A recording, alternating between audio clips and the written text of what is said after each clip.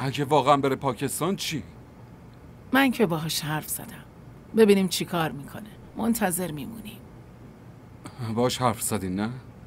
خب باشه. در ضمن چطوری میخواد بره؟ بلیتو من باید براش بخرم. نمیتونه بره. من میتونم برم سفارت.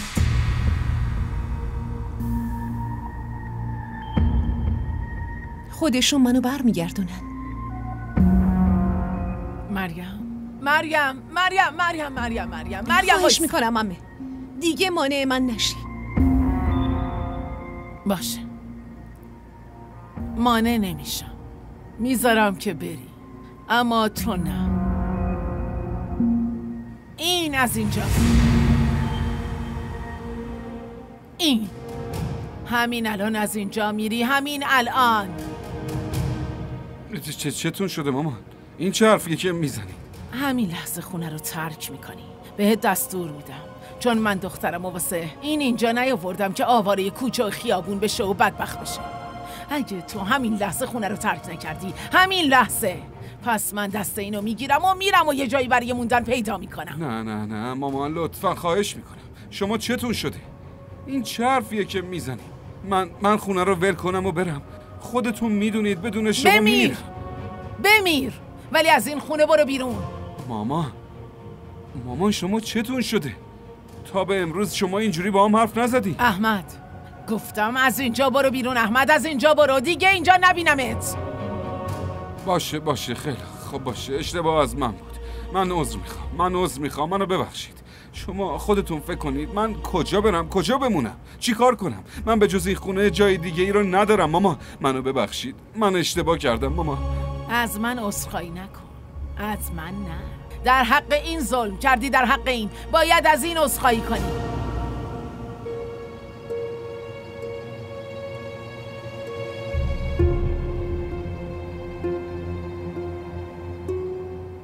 مریم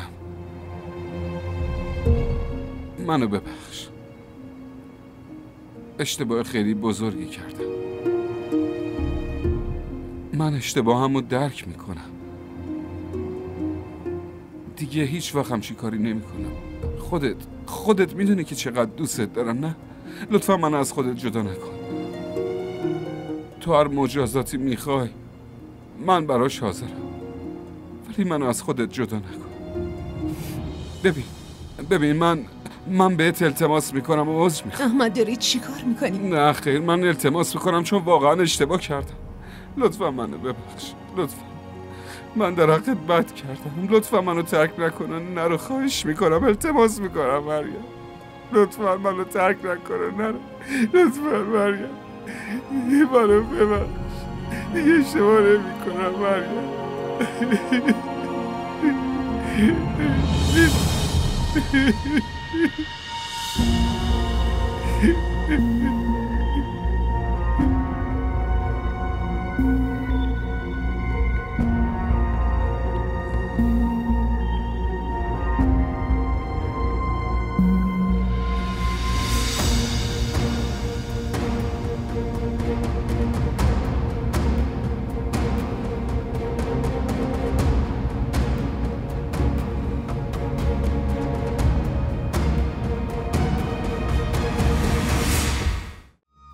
کانال ما رو سابسکرایب کنید.